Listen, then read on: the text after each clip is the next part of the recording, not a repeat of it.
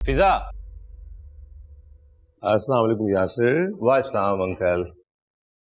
फिजा गई हुई है जुनेद की ससुराल, वो कुछ शॉपिंग वगैरह करके आई थी, वो दिखाने के लिए गई उनको। अच्छा अच्छा, सही। तुम बताओ तुम्हारा काम कैसा चल रहा है? अल्लाह का शुक्र है, बहुत अच्छा, आपकी दुआओं से।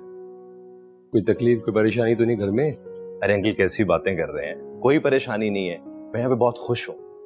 अगर कोई मसला हो तो शेयर कर सकते हो मुझसे एनी टाइम। जी अंकल। Take care.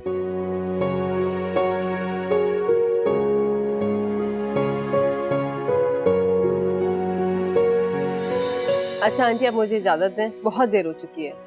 अरे बेटा थोड़ी देर रुक जाती, मेरा बेटा आता ही होगा, वो ड्रॉप कर देता ना तुम्हें, अकेली जाओगी अब? नहीं नहीं आंटी, यासिर ऑफिस से आ चुके होंगे घर पे, उनको गुस्सा आता है बहुत जल्दी, अभी भी मुंह फुला के बैठे होंगे। चलो अच्छा आंटी, अल्लाह मेरे भाई के लिए ख्याल रखिएगा। अच्छा। ओके सबा, अल्लाह हाफिज।